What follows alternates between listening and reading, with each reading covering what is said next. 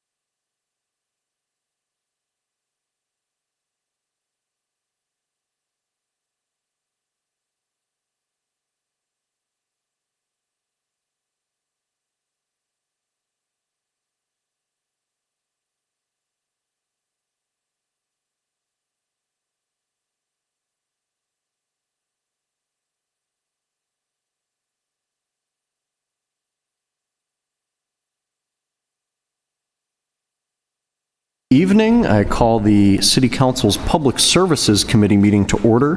The date is Monday, August 4th, 2025, and the time is 7:30 p.m. We have one item on this evening's agenda. That is order number 25-1009510, an application for a second-hand junk dealer license by Jenny Hunt of GE Gold Jewelry, 221 Boston Post Road East, Suite 270. Ms. Hunt, I believe you're here. If you can join us in the well. Do also want to read a communication, an email that came in from Police Chief David Georgie, which reads, I did receive the query for Jenny Hunt and I spoke with her on the phone because I located. I do not have any issues with her application for a dealer application, and please do not hesitate to contact me with questions. Sincerely, Chief Georgie. And that was dated back on July 17th. So with that, welcome Ms. Hunt, and I will open it up to questions from the Public Services Committee. Councilor Doucette. Thank you very much, Mr. Chair. Nice to see you. Karen, just a general question. What is your business specifically? I'm a private jeweler. You're a private jeweler. So you have an office effectively in the building? Yeah. Okay, because it's not a true retail location, so that's what I was... Yeah, I used to do like a private, going to my customer's house, so I decided to open an office. And then like since they come to me, it used to be like by appointment. Now I've been there like for almost 3 years. So I've been doing this business for 25 years here in Marlborough. I used to run a business downtown Marlborough, a family business. Yeah. And then they closed. So and since then, like I was getting so busy, I decided to open the office, which is the one on Boston Post Road. So this is actually good expansion for you, so congratulations. Thank you. Thank you. Okay. Thank you for the clarification about your business. I have no other questions. Thank you, Councilor Doucette. Councilor Irish. Thank you, Mr. Chair. Good evening. That was a similar question as well. Is in the facility, will you be also designing and making the jewelry as well? I'm not a designer because I didn't go to school to be a designer, but sometimes I help my customers like trying to decide what they want. So, but I cannot sign as a designer. Because I saw some of the reviews. The reviews said all the jewelry was very high quality, very good customer support. And I think that's always a plus, obviously, for the residents of Marlborough. And obviously there you have plenty of parking, so I have no issue with it, Mr. Chair. Thank you. Thank you, Councilor Irish, and I will echo those sentiments. I'm excited to see you here in Marlborough. I appreciate the years of business that you've done here, and I have no objection to this. So with that, I will entertain a motion. Motion to approve. Motion has been made and seconded to approve. Seeing none, all those in favor? Opposed? The motion passes 3-0. Thank you. Thank you. Motion to adjourn. Made and seconded to adjourn. Any discussion? Seeing none, all those in favor? Opposed? The meeting is adjourned and the time is 7:33 p.m. Thank you.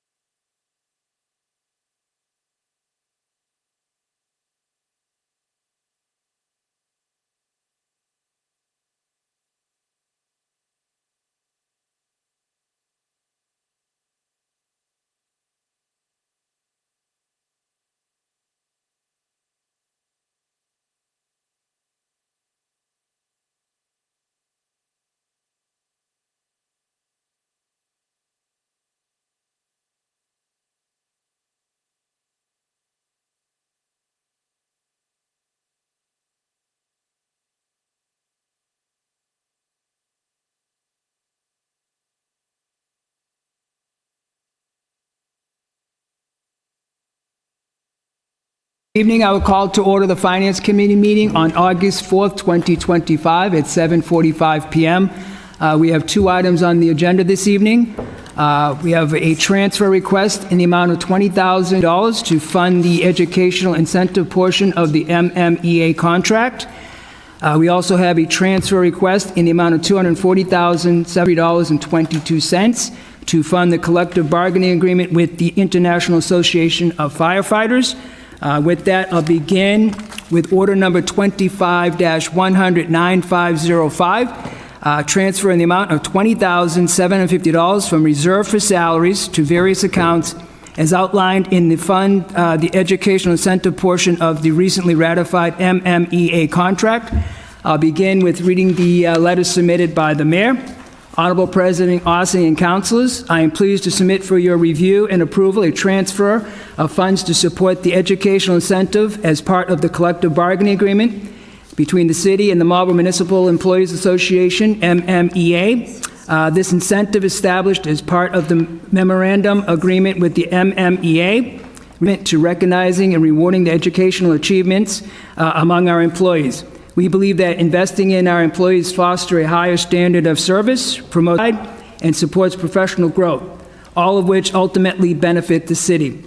We waited to fund the educational incentive for MMEA because, as outlined in Section 18 of the MOA, under educational incentive, the process requires employees to first submit certified documentation of their degree attainment, along with a brief narrative no longer than the preceding June 1st, before the fiscal year in which the educational incentive is to be paid. This documentation must then be reviewed to determine eligibility and receive formal approval. Funding could only proceed once these steps were completed in A. If you have any questions, please feel free to contact my office. Sincerely, J. Christian Dumas, Mayor. It's something that certainly I think is a great part, it's a great tool for the city to have. I think it rewards the employees. It also holds a good team work atmosphere. So I personally have no issue with this. I don't know if any Finance Committee members have questions. Councilor Brown. Thank you, Mr. Chair. I just wanted to state, in addition to that, I also support it, but the piece about how the employees would provide the documentation for that incentive, and it just seemed like the timetable as far as when they would provide the documentation and planning for future budgets, it all made sense. I also support it, and I would move to approve that item. Good point, Councilor. Motion that to approve order number 25-100-9505, the transfer in the amount of $20,750 from reserve for salaries to various accounts as outlined to fund the educational incentive portion of the recently ratified MMEA contract. Any further discussion? Seeing none, all in favor? 1, 2, 3, 4. It carries 4-0. Thank you, Councilor Brown. Next up is order number 5-100-9506, a transfer in the amount of $240,733.22 from reserve for salaries to various accounts to fund the recently ratified collective bargaining agreement with the International Association of Firefighters, AFL-CIO, CLC, Local 1714. I'll begin by reading the letter submitted by the mayor. Honorable President Ossing and councilors, I'm pleased to submit for your review and approval a transfer from reserve for salaries to fund the collective bargaining agreement for fiscal year 2025 between the city and the Local 1714 International Association Firefighters, AFL-CIO, CLC, Fire, in the amount of $240,733.22. I would like to express my gratitude to Chief Breen, Assistant Chief Gogan, Emmanuelson, our Human Resource Director, Christine, and the union for their dedication, collaboration in reaching a fair and equitable agreement. If you have any questions, please feel free to contact my office. Sincerely, J. Christian Dumas, Mayor. I'd like to say congratulations to the mayor for getting this completed, get that off your list, so thank you very much. I'll open that up to the Finance Committee for any questions. Councilor Brown. Thank you, Mr. Chair, and thank you, Mr. Mayor, and everyone else who was involved in bringing this to fruition. I support this and really appreciate, again, the work done on it, and also wanted to note, in addition to the previous order number, I also appreciate that it's coming from reserve for salaries. The transfer itself, it just seems like a really appropriate use of funds. Thank you. Good So question. I move to approve. Good question. Motion's been made, and I will second that to approve order number 2500-9506, a transfer in the amount of $240,733.22 from reserve for salaries to various accounts to fund the recently ratified collective bargaining agreement with the International Associations of Firefighters, AFL, CIO, CLC, Local 1714, and also for the Finance Committee, it would be okay to, on both orders, to have a suspension for the next meeting. Any further discussion? Seeing none, all in favor? Carries 4-0. Thank you. I will entertain a motion. Motion to adjourn? Motion is made and seconded to adjourn. All in favor? 3-4. We are adjourned at 7:51 PM. Thank you.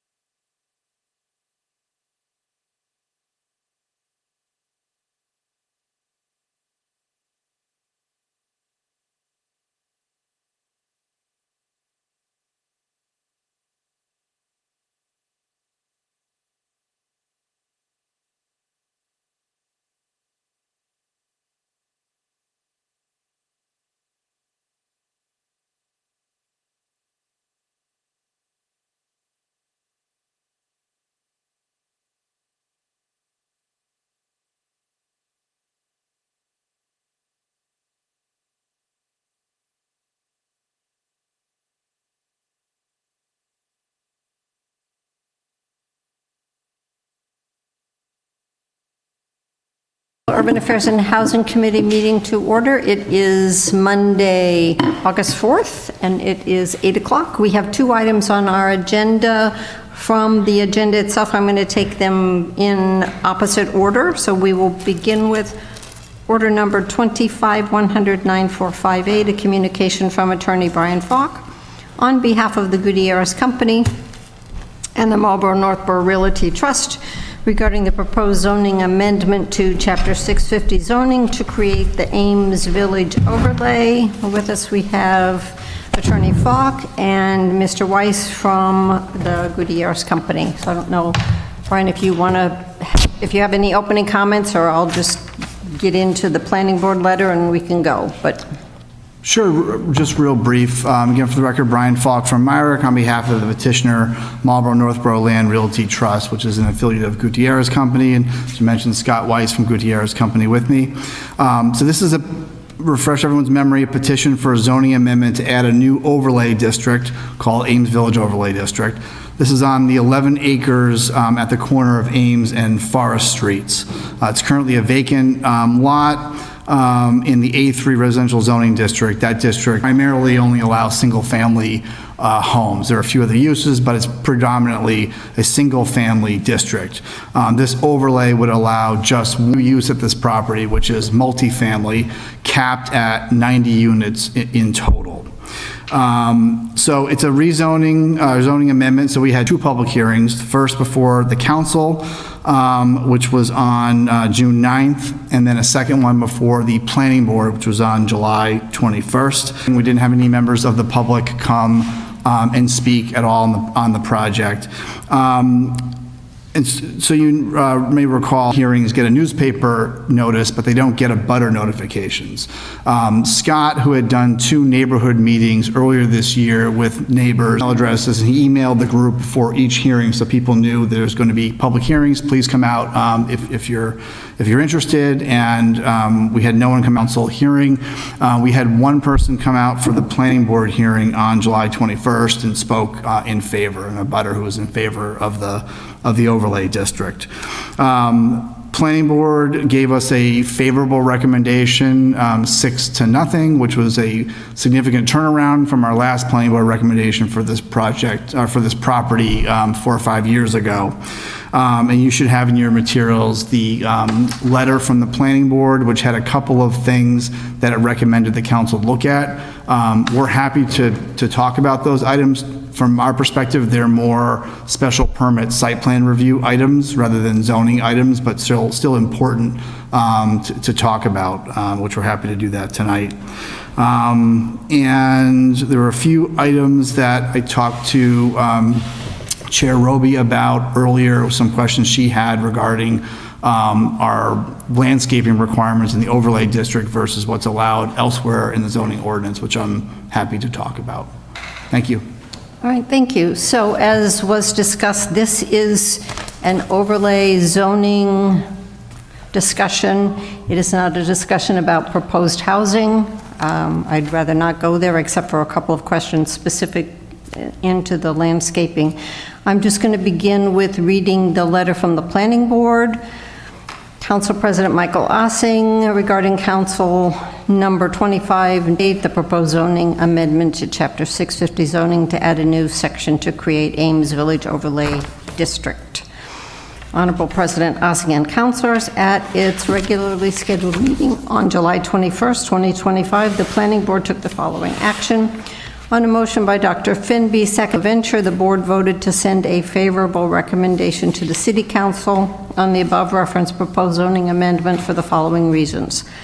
The lot falls within a corner of Marlboro with multiple zoning districts, and the board concluded that it isn't so much part of the residential neighborhood, and were content that there wasn't a sense of opposition from the neighborhood. The board's consensus was that the proponent has mitigated any sense of negative impact on the neighbors by maintaining the open space and leaving a large buffer between its direct abutters. Additionally, the board suggested the following: that the Site Plan Review Committee review the parking requirements of 1.5 spaces per unit and consider increasing it. Number 2, that the Site Plan Review Committee consider implement the following conditions on their potential approval: solar speed signs near the site, bless you, crosswalk enhancements near the site, vegetated roadways, screening along the project frontage, improvements related to curb appeal. The votes were yay, Finby, Venture, and Russ, 5-0. Member Fay was not present, so I don't know how he would have voted. I will respond, bless you again, quickly, and then we can have further discussion if we want to. The additional board suggestions regarding the parking, I do not believe it is site plan's purview. The overlay talks about minimum parking. I believe the code suggests that it is 1 per bedroom, but we can have that discussion when we get to it. And then all the others, the solar speed sign, the crosswalk, the roadway screening, and improvements to curb appeal, I do not believe our site plan's purview either. And if the overlay is approved, a special permit would come to us, and that's when we can have the discussion on all of those. So unless somebody has questions on any of that, I'm just going to go and start going through the overlay language. Ames Village Overlay District, the purpose allowed the application of supplemental land use controls within the boundaries of a certain overlay district as an alternative to land use controls that exist in the underlying district. The establishment of the AOD is to enhance land use development, promote housing by allowing the construction of market rate and affordable rate multifamily condominiums, and to maximize open space and vegetated buffers for existing residential neighborhoods. The location, underlying zoning, for the purpose of this section, the AOD is located at the northeast corner of Ames Street and Forest Street, containing approximately 11 acres, as indicated on the city zoning map and depicted in Exhibit A attached.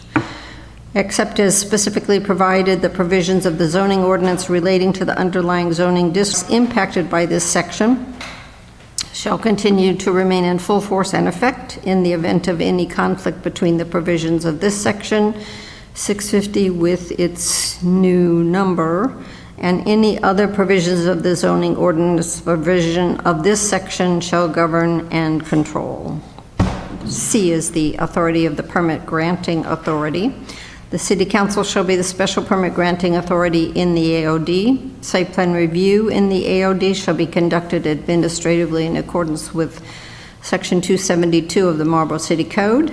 The City Council may elect to vary the dimensional, parking, design, and landscaping requirements applicable to a use or structure by special permit upon finding that such change shall result in an improved design or substantially derogate from the intent of purpose of this section. D is use regulations. The following uses are permitted. Uses allowed by right in the underlying zoning district as set forth in the table of uses, 650-17, are permitted by right. Uses allowed by special permit in the underlying zoning district may be permitted by special permit. And this by special permit, multifamily dwellings as defined in 655B, including multiple buildings on a single lot, provided that the total number of multifamily dwelling units in the AOD shall not exceed 90. And that's our magic number. E is affordable housing. Notwithstanding any provisions in the zoning ordinance to the contrary, multifamily dwellings in the AOD shall be subject to the affordable housing standards of 650-26. Madam Chair? Councilor Doucette. Thank you very much. Excuse me. Affordable housing, that's just going to be with whatever the standards are we have within the city itself, which is 15%, I thought? Or 12%. 12%. And 80% AMI. Okay. And these are going to be condominiums, right? Correct. Okay. Is this something which can be modified within the special permit, or do we locked in on this? I believe we're locked in by code, which says 650 26 minimum, right? is the affordable housing, and that's what the standard is for anybody doing multifamily housing. I thought with other cases, we made it even higher. like for the We green tried district? to give some options, but when we changed the downtown Marlboro Village and affordable housing, we moved to 12. Right, %. I was thinking the green district, I thought, I don't think any other No. district, well, since we made that change. okay, I believe it was actually lower before that, so Green District 10, would have yeah. been at 10. yeah, it was 10, because the problem is that if it's 10 and it starts dripping down, we're really screwed, but if we set it at 12 and it starts, we got some gaps, so that's the method of the madness that I We remember. we made it higher, we just didn't get to a discussion of having it be 15. Yeah, no, just wondering, the reason why I bring this up is this something that we want to, can be addressed within the special permit, when you guys come with the special permit? Or is that something that has to be done within? I don't think we can increase it, I don't think we can lower it, I think that's what the Oh, code okay, says. Okay, I didn't expect it to lower at all, so, okay, that was the only questions, thank you for that. All right, F is dimensional standards. Notwithstanding any provisions in the zoning ordinance to the contrary, multifamily dwellings in the AOD shall be subject to the following dimensional standards. The minimum lot area is 100,000 square feet. Minimum lot frontage is 100 feet. Minimum front yard or setback from a public way is 20 feet. Minimum side and rear yard is 50 feet. Maximum building height is 4 stories exclusive of the parking level. Maximum lot coverage is 50% over the entire AOD. Number 2 in dimensional standards, notwithstanding anything contained herein to the contrary, there shall be a vegetated buffer with the minimum width of 50 feet and a total minimum area of 4 acres located along the exterior boundary of the AOD, excluding boundaries along public ways for multifamily dwellings. The vegetated buffer shall remain in its natural state, free from structures and impervious surfaces, but may be used for stormwater management and underground installation. To the maximum extent practical, existing mature vegetation within the vegetated buffer shall be maintained. Special permits and site plan approvals for multifamily dwellings within the AOD may require additional screening within the vegetated buffer deemed necessary to minimize the visual impacts of such development on neighboring properties. Number 3, notwithstanding anything contained herein to the contrary, there shall be no yard or setback requirements, planting strips or vegetated buffers required as to any internal lot lines for multifamily dwellings within the AOD. So this is, I don't know if this is actually one of my questions, but it is one that I have. Notwithstanding anything contained to the contrary, it says that there will be a minimum lot frontage of 100 feet and a minimum front yard or setback of 20 feet, but this says there shall be no yard or setback requirements. Sure, so Which one? this is only pertains to internal lot lines. So what sometimes happen if you're going to have more than one building in their condominium, you might do them in phases and you might the overall parcel into 2 different lots for ease of condominium. So if there's an internal lot line, it would just be a line between the lots within the overall district, within the 11 acres. There wouldn't be setbacks along that line, but the external boundaries to other parcels and to along the street, those setbacks would still apply. This is just to internal lot lines. So, for example, in the Green District, there are actually 4 parcels within that. The setbacks all pertain to the perimeter of the Green District, but not within the Green District. They don't have to comply with setbacks within the district itself. And this may never come to fruition. We may just leave it as one large parcel. This is just there in case there's an advantage to dividing the lot at some point. We wouldn't be subject to internal setbacks along just that line. All right, so at the moment, is it not one lot? Well, other than the fact that you bought the piece of property in the front, which, Today, that is, in addition to what Attorney Falk said, it is currently subdivided and recorded as such from the prior subdivision, so there are a number of internal lot lines that would technically otherwise be east as well. And as you pointed out, Councilor Roby, there is there was the addition of a single parcel, 343 Forest Street, which also has lot lines internal to the layout.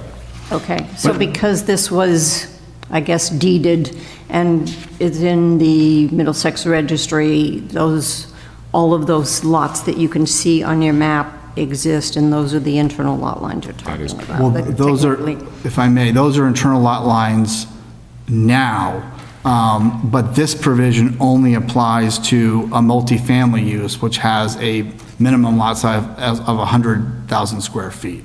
This would not allow for any change to lot lines if you were doing any use other than multifamily. So essentially, if you're just going with the A3 zoning setbacks apply. This only applies in the event there's multifamily dwellings, and there's going to be an internal lot line, and those lots would have to be at least 100,000 square feet. It's just the line between those two lots that would have this benefit.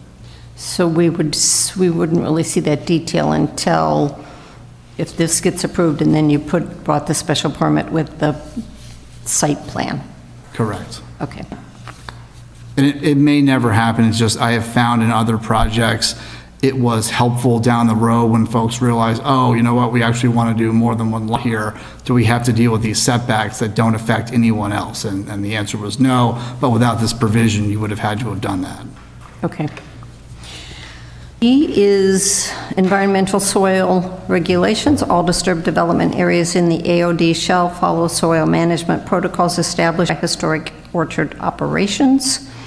And H, landscaping regulations. Notwithstanding any provisions in the zoning ordinance to the contrary, development in the AOD shall be subject to the landscaping regulations of 650-47, provided, however, that 650-40F8 and 650-18A9 shall not apply to multifamily dwellings in the AOD. So everybody received a copy of a printout that I had Ms. Woolley give everybody that gives you the language of what those two are, because I was curious why we're not keeping them. And again, this language is also in the most recent overlay that we did on Lazat, and that's when we were looking at Lazat's special permit was when I realized that we put this in here, and I wonder, so I'll let Attorney Falk explain why it's there and see everybody's opinion.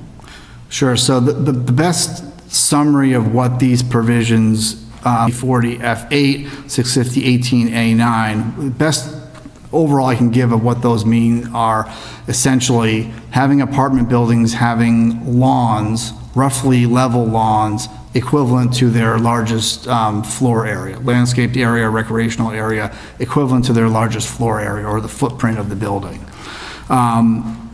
It doesn't accommodate natural vegetated space. It essentially is recreational area or a landscaped area. Under this overlay district, we have to set aside at a minimum 4 acres in its natural vegetated state along the perimeter of the property with a minimum width of 50 feet. So if we also had to include landscaped area equal to our floor, seemed to be unnecessary maintenance of a landscape area when we're already providing 4 acres of vegetated natural space. The floor area of our buildings combined is likely going to be a little over an acre. So with the minimum 4 acres that we have to provide in its natural vegetated state, we're already well above what that minimum requirement would be that we're asking for not apply here. So that's 48.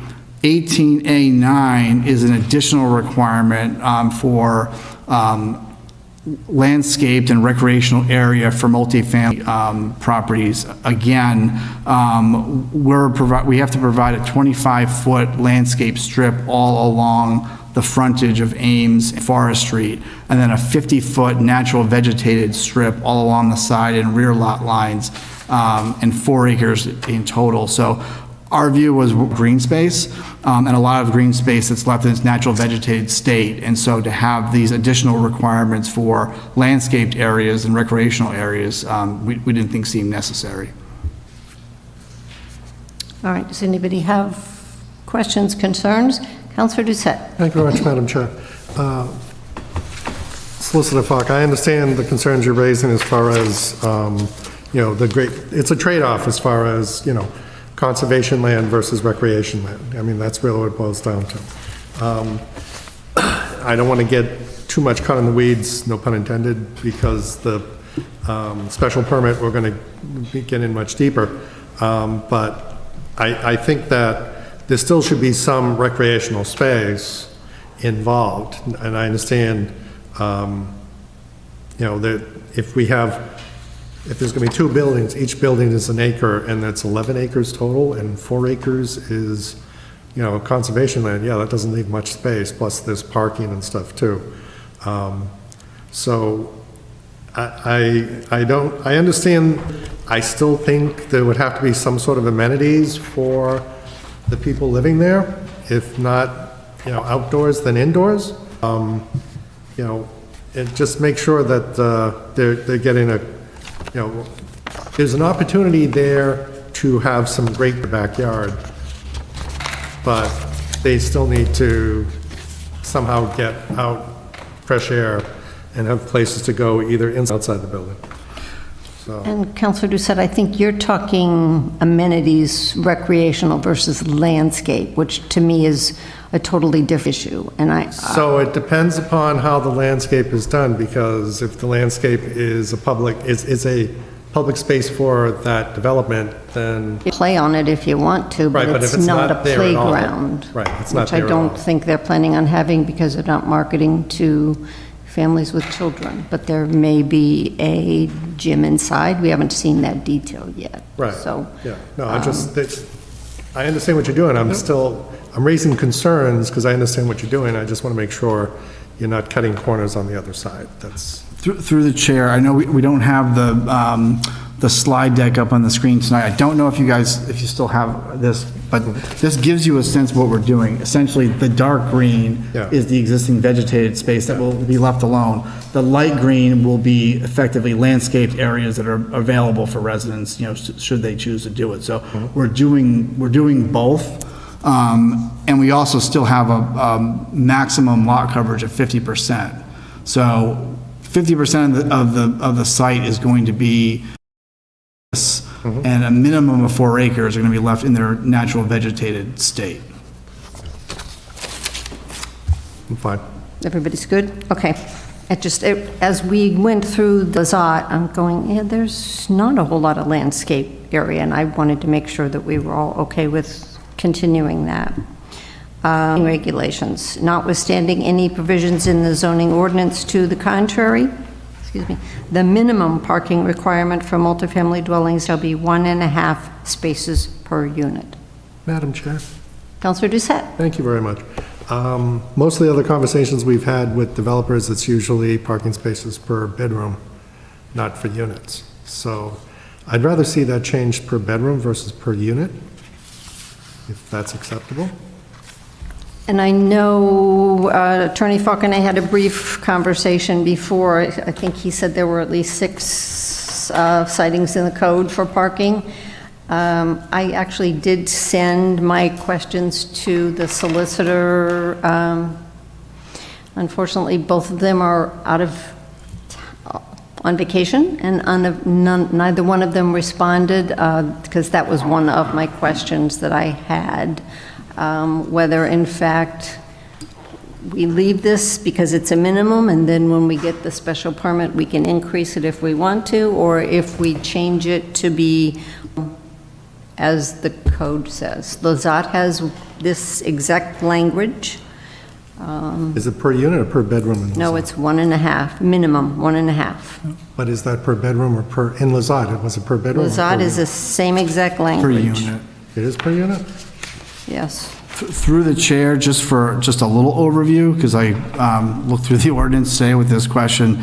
So we have parking requirements that are sort of all over the place, different districts as it's worked out. But so Donald Lynch Boulevard, it's 1 per unit.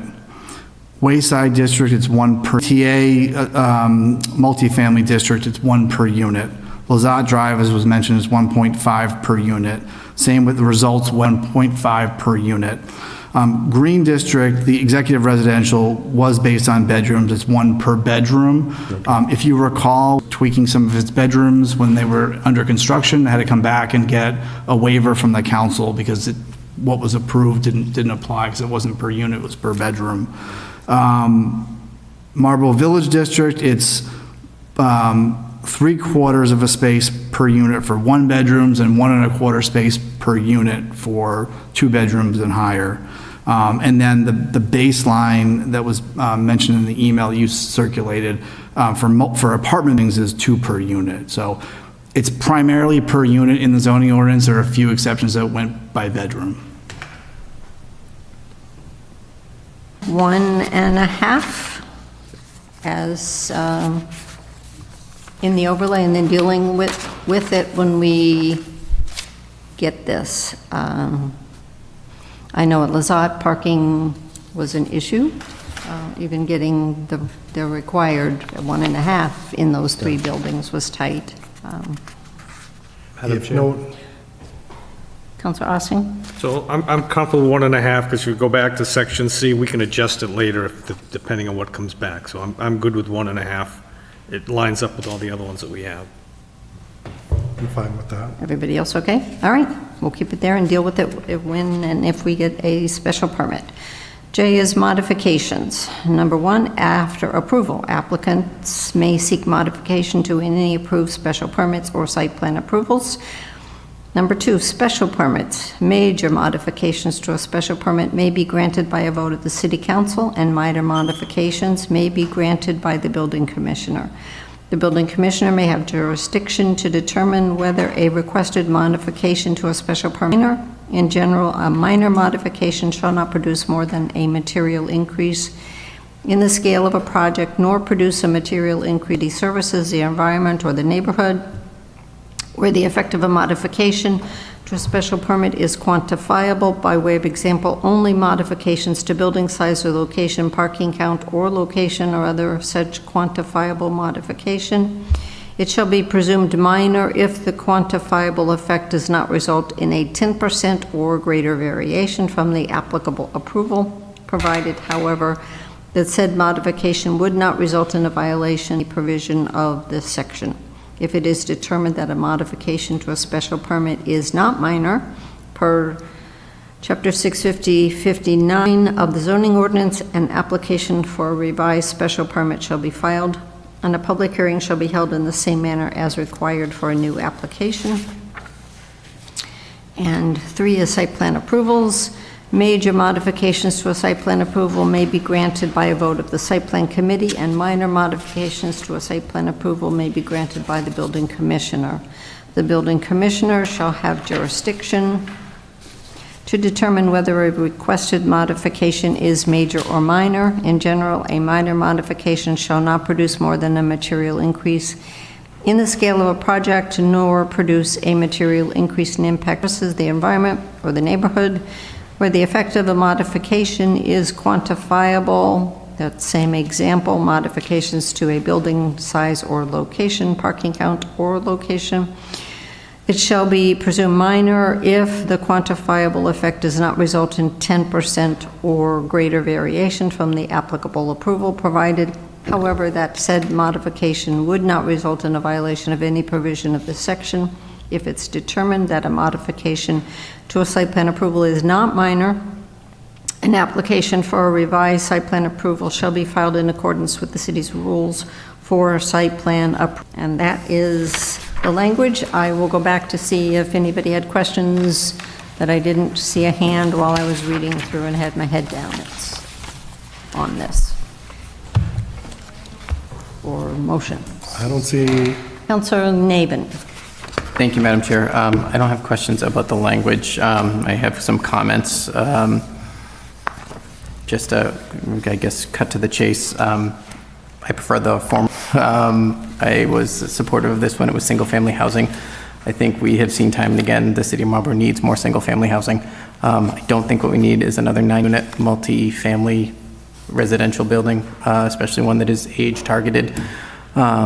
We need more family housing, and we need to figure out ways to do it. So I am not in favor of this zoning change as it is, and we've learned time and again in this body that even though we're not talking about a project, when a zoning change comes before us, we're talking about a project. We said at the beginning of this meeting, we're not going to talk about the project, and then we just spent 15 minutes talking about the grass that's behind the project that we're not going to talk about. We are talking about a project. This is our opportunity to do it.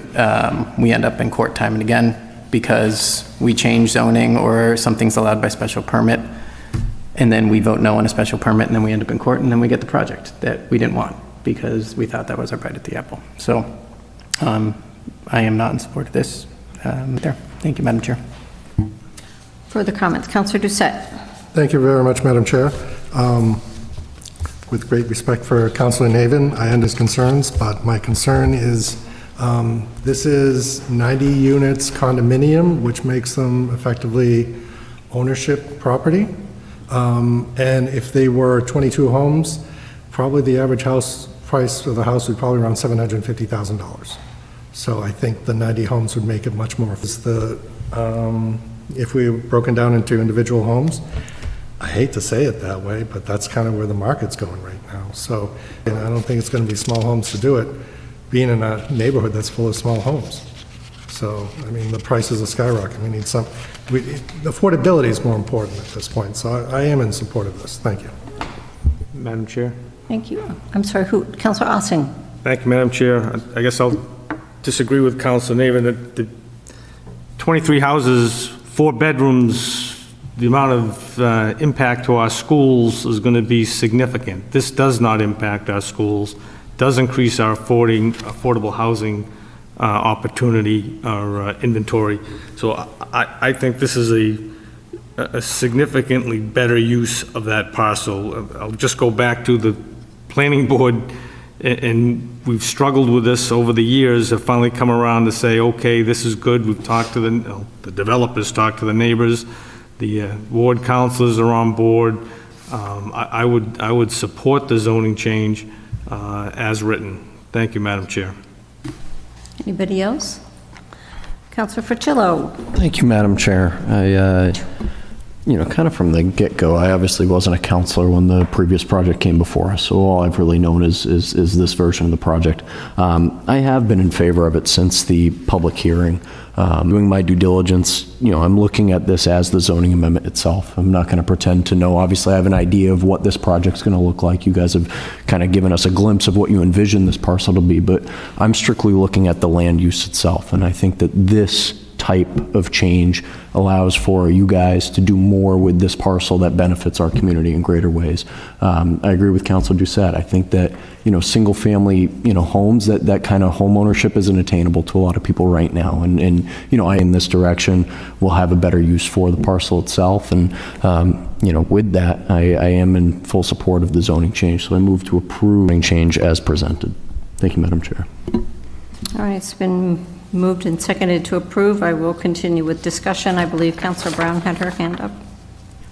Thank you, Madam Chair. I just wanted to share that, so I represent Ward 4, and that is where the project is being built, and we kind of abut Ward 3 as well. So Councilor Preciado and I had taken a good look and asked a lot of questions about the potential project that could follow the zoning change. But the most important thing to me with the zoning change that's in front of us and some of the information we gathered is the outreach that was done to the neighborhood, that up to and including things, to an extent that didn't have to be done. And with that, I haven't personally received any reach from constituents saying that they would not want this. So I will continue to support the zoning overlay, and I haven't heard any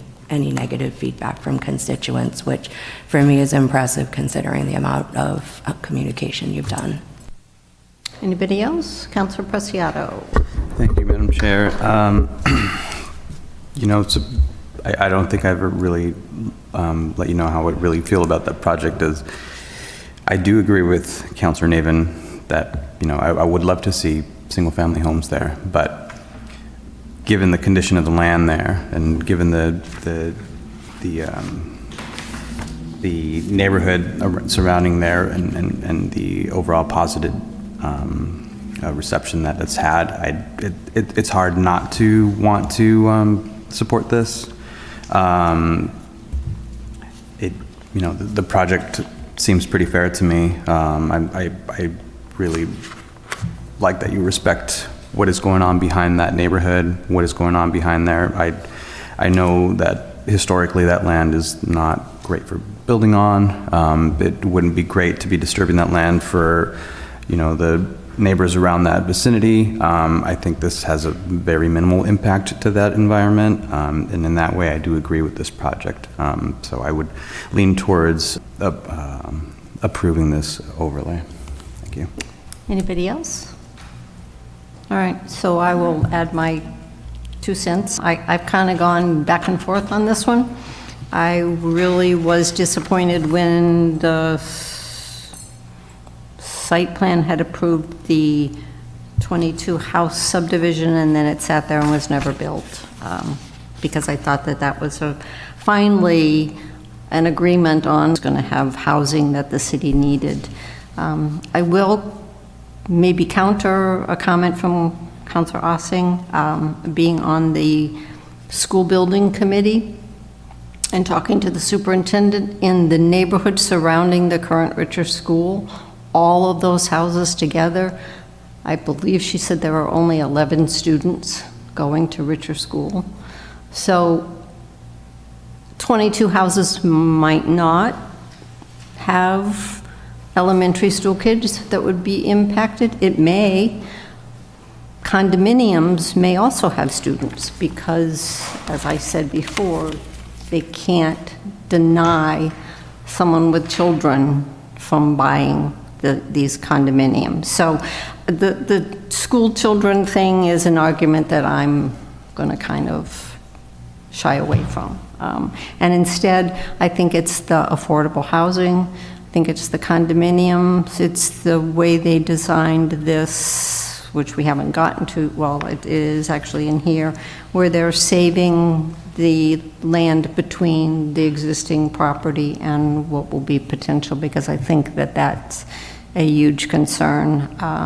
We can, some of the other, well, the way this will look and the concerns of planning board when we get to the next step. But I think, I guess I'll cross my fingers and hope that if we approve this overlay and then approve a special permit, that it will actually get built. And I know that's going to be tough with the economy and price of building materials and all of that sort of stuff. So we'll see where it goes. But at this point, I will also be in favor of this. So, further discussion from anybody? If not, it's been moved and seconded to approve the overlay district as read through. There were not any changes recommended by anybody. All those in 1, 2, 3, 4, all those opposed? And Councilor Navin is opposed. So this, we had this meeting tonight because we need to report this out at the August 18th meeting, so we can actually vote on it in the September 8th meeting, which is the last day that this can be voted on before they have to start all over again. And we were trying to make sure that that did not happen. So I will be suspending on the 18th to refer this to the solicitor, and then we'll go from there. Is there a motion to adjourn? Oh, I'm sorry, did somebody, Councilor Fricillo? No, did you? Oh, I'm sorry, yes. We're not done yet, are we? Okay, you are finished, but we still have work to do. Thank you very much, appreciate it.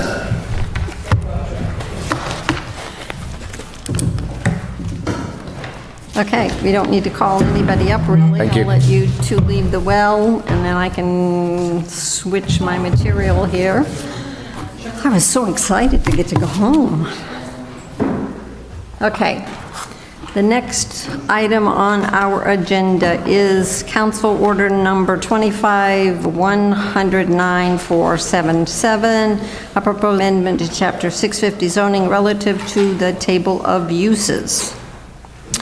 So I will quickly read the letter from the Plan Board, July 22nd, regarding the council order. Honorable President Ossing and councilors, at its regularly scheduled meeting on July 21st, 2025, the Planning Board took the following action.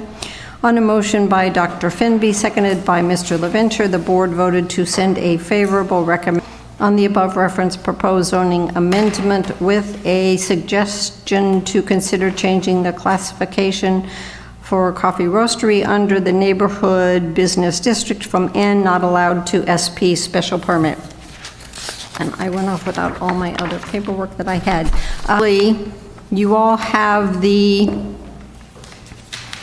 order, which is section 6 entitled Table of Uses is hereby amended as follows. New text as bold and underlined. So we are adding into hotels under 100 rooms, multiple listings, and in narcotic detoxification, medical marijuana treatment center, adult use, marijuana retail, marijuana accessories retail, wine brewery or distillery with tasting room, a data storage telecommunications facilities, self-service storage facility, and coffee roastery. And I know I had a conversation with Councilor Ossing. I also had a conversation with the solicitor's office with some questions that I had. Other than the comment from the planning board to think about changing the N, which is shown on our document, in neighborhood business NB from N to special permit, that would be the only change that would be, as far as I know, be on the table. So comments, Councilor Doucette. Madam Chair, thank you. As far as the coffee roastery goes, I think including that as a special permit actually does make sense considering how coffee roasteries have becoming more and more common. I mean, Sudbury Coffee Works has been in service for about 20 years down in Sudbury, and they're on display in their front yard, in their front window. So if you want to put it into a neighborhood business and they want to go through the process of a special permit, let them, is my view, because it makes the neighborhood smell good. I would agree. I know the planning board brought this suggestion because of a comment that was made by City Engineer DePersia, who, although not a planning board member, sits at their meetings, and he had commented that there was a new coffee retail place going into the Lincoln Mechanic Street and suggested that they may want to have a roastery. I don't think they can at this point. That building is done and it's not designed for a roastery, but that doesn't mean that somewhere else in NB, somebody might want to build a coffee roastery, even if it was just a roastery and not a coffee venue. So I would certainly, since it's a special permit in the business LII, Marlboro Village, Wayside, and Donald Lynch Boulevard. I think when it was first created, it was because of downtown, where we had to add it into the code, which is why it sort of got missed when we were doing all of this. So is there a motion? Motion to approve the change to the coffee roastery for the neighborhood business to special permit, if that is needed. And I did talk to the solicitor. He said this was performed when it came to us. Making this simple change still keeps it in proper form, so it doesn't need to go back to the solicitor. It could actually get reported out with the simple change of the N and NB to be SP, and then I don't see that there's a reason to rush on this. It could lay on the table until... Does it have to be advertised because we're making a change? No, he said it does not, because nothing, there was never anything in here, so we're the body that's making the decision of where it Okay. goes. Okay. Counselor So a Austin? change would. I would still just send it to solicitor, put in proper format, because it makes it easier for the city clerk when he gets the thing. I mean, there's no rush, we can just either suspend the rule, we got till October 21st, so there's no time limit, but I would send it back to the solicitor, have him make that change and say, per the, Urban Affairs recommendation, attached is the amended, or the zoning table changes in proper format. Okay, well then, That- as you that way, said, there isn't a Mr. rush. Kerrigan's happy, he gets the clean sheet of paper, and we All don't right. go down the path that we're in right now. So I will ask for 2 suspensions on the 18th to then refer both of them back on September to deal with. All right, it's been moved and seconded to approve the changes as presented with the amendment to neighborhood business coffee roastery to change from N to SP for special permit. Is there further discussion? Seeing none, all those in favor? 1, 2, 3, 4, 5. Any opposed? All right, now, Motion to adjourn. it's been moved and seconded to adjourn. All those in favor? 1, 2, 3, 4, 5. So we are adjourned at 8:40, I'm going to call